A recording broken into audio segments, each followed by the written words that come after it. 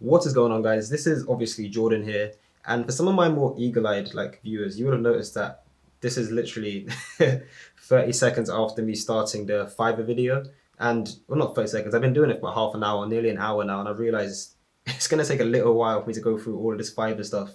So while I do the rest of that off camera, I thought let me start my new-ish series where I want to talk to you guys about, I guess, my journey of getting into some sort of internship.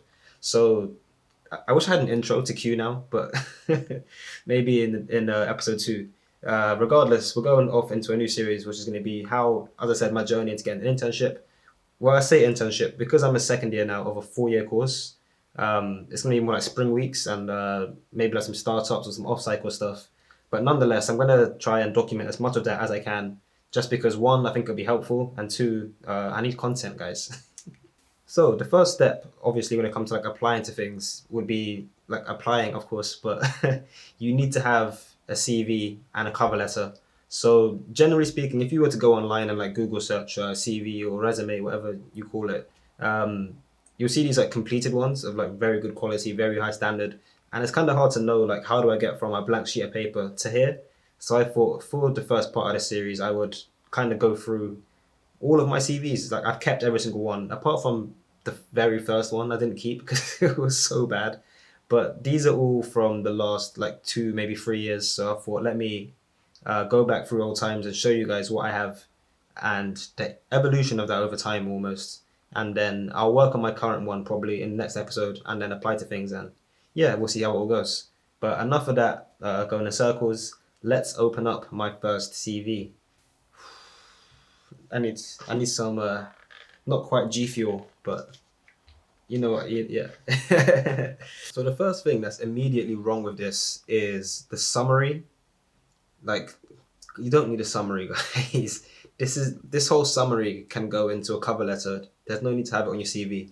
The whole point of the CV is to summarize your skills, and it's meant to be more technical as opposed to saying that I'm an engineer. That's so it doesn't make any sense. No one cares. And I can only imagine, if you're an employer, you must get about 20 million people who are highly capable, enthusiastic first year students.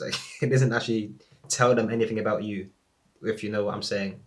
Also, I don't know what I was expecting back then, having my address and the fact that I had to label email and mobile as if they'd be like, oh, this at Gmail account must be I mean, I don't know why I felt the need to specify that. If you as you'll go through, you'll see that all my current CVs just have the phone number, the +44 as well, because you need to have your region code and then email address as is. No need for your postal address. No one's gonna send you a letter in the mail saying you got accepted. It's all digital, so I can kind of see what I was going for here though. With the skills section, this took me so long to make, just having these skills, because I ended up just having to make a table of a 2x4, 4x2, whatever table, and put these things in it because I had no idea how to make it look presentable without taking up too much space. But boy, oh boy, that creative and innovative thinker. That's a good thing to put on your CV, guys. And as I'm scrolling now, I can see the thing on the side here to indicate that this is actually a 2-page CV, which when I was younger, I thought was a good idea. Yeah, I need to have as many pages as possible to show that I do all this stuff. You do not need 2 pages. Literally, no one needs a 2-page CV. And I mean, I know some professions ask for it. I think corporate law, do they ask for 2 pages? Or if you're going to be a teacher and you're teaching stuff. But otherwise, 1 page, simple. Education. It's interesting how I put education third, not even at the top. Because when you're someone like me, when you're a student or you're still in school, literally all you have to show for yourself so far, in most cases, is your education. You have no experience. You have nothing else. I mean, in my case, as you can see here, achievements and interests and social skills, I've got quite a lot of stuff that I just made up. Member of okay, I'm a member. Great, good for you. Currently learning how to play guitar and keyboard. I never actually learned how to play either of those. I haven't even got a keyboard. Mum never bought me one. And I cry every time. I love how instead of just leaving it as I have a blog, I tried to make it sound fancy. I'm a freelance writer who's had no jobs ever. UKMT certificate. That's a cool thing to have. UKMT math challenge. If you don't know, it's kind of it's kind of like a test, but it's more designed to be hard and fun, and it's like to challenge to see who's the best mathematicians in the country. And it's usually, I mean, I don't know many of the schools that did it other than mine, but I enjoyed it. I thought it was fun. Yeah, generally speaking, education should be at the top because maybe when you're in industry, you can have your work experience first. But then when you're already in the industry, they don't really care so much about your resume. It's more about your performance and like how well you've actually done in the job. So yeah, yeah. I don't know what I was thinking here. I don't know why I put education so low. I guess I kind of wanted to have skills in its own bit because obviously it's a table and it looks better like that. But yeah, no, not really. And then work history, a whole page just for my work history. I mean, this is actually quite good, to be fair. I've done quite a lot of stuff, but not all of this is relevant for anything really. Like Domino's Pizza doesn't need to be there. Harrow School, like groundsman, even though it's cool work and refereeing, it's not like it's cool to talk about, but it's not really relevant to the job that I would have been applying for this time 2 years ago. So I don't know why I left it all in there. So this is my second CV now, which I've done like it would have been a few months after the first one, and already it's like so much better because it has lines. Can you see these lines here separating profile and the unbelievable, unreal. I still made the mistake of having my address and having to specify email and number here, but at least it's more spaced out and takes up. It's like nicely arranged. The lines, I mean, I was exaggerating. They don't really mean anything, but it does make it clearer to see what's what, which is a good improvement. The profile is also a lot smaller now, and you can see here I focus on the things that are actually unique to me. Like the first sentence doesn't mean too much, capable first year engineer, great. But I say I've got a blog site reaching 15,000 people, like not many people can say that. I say I've got communication and social media skills, that's not necessary. But then the important bit that I've even put in bold is just saying that I'm proficient in Python, C, and Java. Like that's just so people know, like, oh, like he's not just an average student; he's actually got some knowledge as well. Even though I learned that in uni, but we'll put that aside. Recent work history. See, I remember doing the CV. This whole first page is just the profile and my work history. This is because I didn't really know how to separate relevant and not relevant. I didn't really know what I was applying for, so I was like, let me just put everything in and see what I can do when the time calls for it. Again, this isn't that bad. I got told off a lot when I had this like looked at because people didn't like how I put words in bold. Even though like my thinking was that the reason why it's bold is because it stands out, so you know like what to look for specifically. But I guess the whole point is that they don't need to find specifics. It should just be specific in the first place, right? Instead of saying like first point of contact responsible for 60 people, just say like I was responsible for 60 people. And then instead of, I mean, I'm not going to break it down into pieces, but you need to be more concise with your CVs and stuff. Another mistake which I made a lot when I was like writing this is that the general idea is that you have your profession or something on the left and then your like the dates and stuff on the right. I didn't know that back then, so I just had like all of it in a line, like as a sentence. That's not, I mean, it's not bad, but it makes it harder to find specific details later on if you're like an employer. Whereas you'll see on my most recent CV, it's all like one and then two, which is so clear for people to see. Second page, I still have 2 pages here. I don't know what I was thinking. Is my education, interestingly enough. Like as I was saying before, I'm a student. This is basically all I've got to show for, and I put it on the second page that no one's gonna read. So, but at least it's above older work history, which doesn't really need to be here. To be fair, I think if you do want to put work history twice, you should make it relevant and then not relevant. Well, there's no point. I don't know. I don't know. I just wanted to have everything on there, and I wanted to find a way that could make it clear what was good and what was not so good. Where none of these are in my current CV because they're so old. I mean, it's only 4 years ago, 3 years ago, but that's my whole course at university, so it's a different level, if you know what I mean. And then here again, achievements, interests, and social skills. I don't know why. Yeah, yeah, it's cool to have, I guess. And some of the things here are actually interesting. There's nothing wrong with having this, but you do need to make sure that what you put here is relevant. Otherwise, no one cares. Like having an avid Arsenal fan, it might be nice to someone if someone in HR supports Arsenal. They'd be like, "Oh, look, he's an Arsenal fan as well." But otherwise, no. Like this is probably more of a negative than a positive because there are hundreds of teams out there, and if they support any team that isn't Arsenal, this could work not in my favor. Yeah, there are some good bits here. Captain of a five-side team, and I got some numbers here, which I will go into later as well. Having numbers to like put a scale to things is good. But yeah, it's an improvement, barely, but it's still not quite what the people want.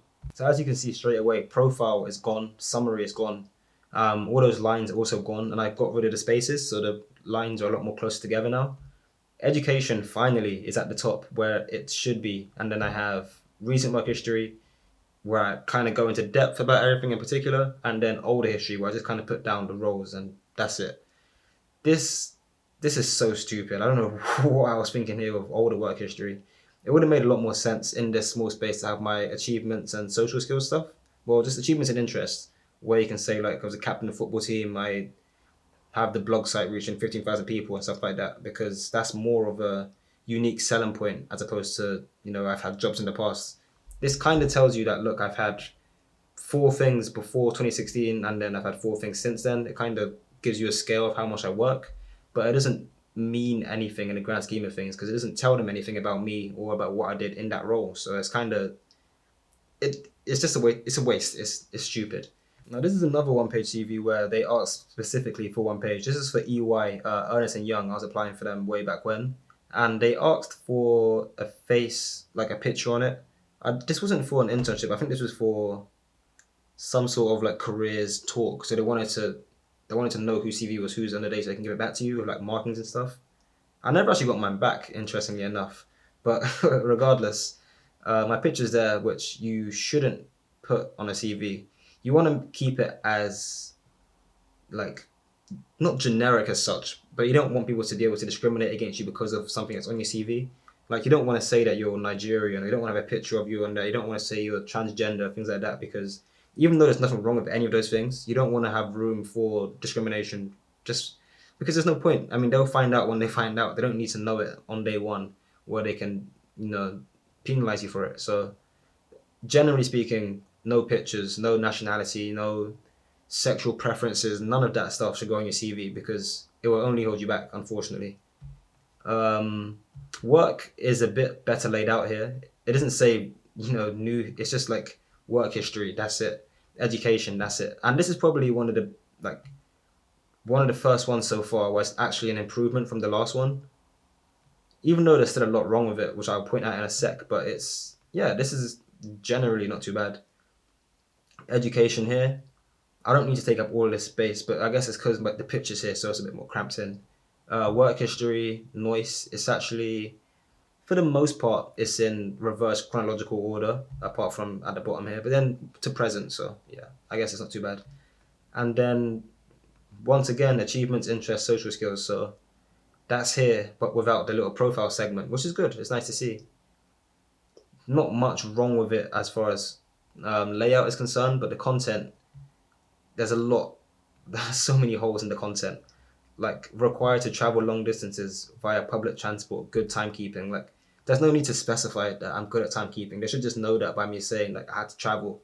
Cool. And even then, saying that you're good at time management isn't something that needs to be said. It's something that should just be not, like you should just be good with time. You wouldn't have to specify that if you're not trying to prove a point, if that makes sense. So that yeah, that's kind of dumb. You kind of want more, especially for me and people that are doing like STEM subjects, whether it be like computer science or economics or something. You want your CV to showcase more technical skills as opposed to soft skills like this. So that's kind of a point worth noting for later. This is where it gets interesting with my fourth CV. So you can finally see that I've finally come to terms with the margins. It's no longer the normal like printable sizes. It's been spread out to be like narrow. That way you can fit in so much more. I've also, you can see in some places I've got it to the lines fill the space as opposed to just typing normally. I don't know what the terminology is for that, but it's like it just means that if you write a whole like essay, it will be a square as opposed to like random line endings. As mentioned a couple of times, I've finally removed my postal address and I've taken out those signs saying like email and number. It's just the two things here, which is amazing. Profile is back, but this time it's a lot more refined and it shows people what I actually do. Like, I'm an engineer, cool. I have a blog reaching X, cool. eBay business, cool. And the rest of it is kind of extra, but still, I mean, this is very concise considering like what it is. Education, I've got rid of my GCSEs and it's a lot more smaller now, takes up less space. That's really, really good. Work history, This is still a bit messy, and I've come again with the bold, the bold writing. But otherwise, like it's good. It's good enough. I still have the date in the same area as I mentioned before, but like it's a major improvement. Positions of responsibility. This is something that I left out for so long, because having good grades is is good. Having worked in the past is also good, but having like being in a position where you can show leadership and like being responsible means so much because so few people have that. Like here you can see I was course rep, I was undergraduate rep, I was head of social media last year for UBTV, and it makes it clear that look, not only have I had jobs and not only have I got a pretty good like track record academically, but I've also had roles where I actually enjoy what I'm doing and I'm doing it for me. I'm not getting paid. It's kind of like volunteering, but it's also like a job as well because you're responsible. You have leadership like responsibilities, so that's really really good. And obviously, achievements and interests are back too, where I finally put Python, C, and Java back in there. So this is a lot more technical. It looks a lot more better. The Arsenal fan thing obviously is still there because because it has to be. It has to be. It has to be. You can't take that out of my personality. There's no obvious flaws here, but the one thing that is an issue-ish is that when you see positions of responsibility, you can see the dates are all on one side, and you can also see that here with EY London with my spring week, the date is on one side, but then all the other ones, the dates are on the other side. And also sometimes you can see like 06 2018, and then some of them have like 04 16 or 04 15. There needs to be some consistency between like what is what and like why you're doing what you're doing, because otherwise it's kind of hard to follow. But otherwise this is a massive improvement. Okay, last but not least, we have my current CV. This is my fifth one, and you can see my name still there. Obviously, the email address numbers there, but without the labels, which is great. Education is all caps, and the lines are back to kind of separate the titles from the work. That's all really good. One thing that I would take out here is my AS levels, because that was what 2015. That was 4 years ago now, and that's quite long when you consider that I'm only 20 years old. That's like 20% of my life. 20% back, I can get rid of that. No one really cares anymore. Especially because now I'm in second year and like university is going to be more and more important. I'm going to be doing more and more things that make more like relevant sense to my career. And I mean, even still, no one really cares about AS anyway because I mean, since I've done it, your first year of A levels doesn't even count anymore. It's all about A2. AS isn't even a thing. So what does that really mean in the grand scheme of things? Otherwise, it's cool. But I mean, actually, another like talking about that, if I can get rid of that, that gives me another line where I can add more detail to anything else here. Work history compared to my fourth one, you can see it's a bit more spread out because before it was very cramped and I had bold writing stuff there. Now there's no bold and it's also spaced out a bit, so you can see more specific roles if you care about them. And I've also, as I keep talking about, I put the dates on one side and the role on the other, so you know exactly what is what. I'm not too sure about why I put casual employment here. I guess it's so you know it's not full time, so you know it's like a 0 hour contract kind of thing. But I don't think it's necessary. I might ask someone about that later. Volunteering is good to mention because volunteering is just good in general. And it makes more sense to put it in your work history and just say it's volunteering as opposed to having a separate section just for volunteering roles. But regardless, casual employment and seasonal employment, I might have to take that one out. I'll ask someone very soon. But yeah, bold to specify when I quit, which I haven't done for my education interest. Interestingly, so talking about consistency, I got a bit of work to do later. um, yeah, this is all pretty sweet. All the roles aren't necessarily relevant. So when it comes to applying to more technical roles like in engineering or computer science, software engineering, sorry, it might be more important to take out some of these and put in other ones that highlight more necessary skills for that role. But otherwise, it's like as far as a general CV goes, this one is pretty good and it's obviously my best one because I mean you've seen the rest. One thing you can see from like how I've evolved is over time is there's no I say I a lot. I only say I once here, like I coached, but generally there's no need to say I did this, I did that because it's your CV. It's all about you anyway. So you can just go directly into it and say like recognize for doing this instead of I was, help with social media instead of I did. It's like it's all very straight to the point and concise, and that way you can save space, and it just looks cleaner instead of just having like I the whole way down. It doesn't really. I don't know. It kind of, I don't know. I suppose like psychologically, it could be more of like you look more arrogant or something if you just say I all the time. But I got no scientific reason for it. It's also good how I only use 2, if not 3 points here. Most of the time, you shouldn't be going over like 3 anyway. You shouldn't have 5 separate points for one job. It doesn't make any sense. And you need to be more like, or concise, of course, yeah, but specific as well. Because it's unlikely you're gonna have 5 things for one role that are relevant to another role, unless it's in like one company to another. But then, as I said, once you're in industry, it's a lot less important. So there's that. But I mean, obviously, do your own research as well. Don't just watch this one video and be like, "Oh, I'm gonna make a amazing CV right now." It's gonna take time, and every role is different to each other. So do your own research too. But I think this is really, really good. And I've had checks and other people have agreed with me saying that this is really, really good as well. So that's good to know. And then, of course, as mentioned before, the positions of responsibility and then achievements. Have I taken Arsenal fan out of this? Oh, I have. Yeah, so I took out that I'm an Arsenal fan, but then I still have Python, C, and Java and Bold, which I should Actually, no, I'll keep that in there because it's technical. And then I've also got the blog site thing and eBay, and also with all my jobs, I've kind of put numbers in. Like I've grown my pay for 5%, 60 undergrads, top prize £15. Like having numbers makes it scalable and makes it more easy to visualize, so you kind of know what the scale of what you're talking about. Instead of just saying like I helped people, now you're saying I helped 60 people. Instead of saying we earn money, you're saying that we earn this amount of money, and it makes it more professional sounding. Plus, it's also the easiest way to show your impact because you could just say like I came in and improved services, but that doesn't mean anything. Whereas if you say I came in and we increased website views by 16%, it's like okay, so he's done it by this much, and that impact is measurable on your time there based on that number. So it makes it so much more easy to understand your impact that way instead of just saying that you did something, because people don't care about what you did; they care about the impact it had. Because everyone works somewhere and everyone does something, but if you have no impact, then it doesn't mean anything. So every time you write something in your work history, try and think about what impact did I have? How did this influence that? And why is it important for this role? Nonetheless, that kind of marks the end of the first episode of the internship game.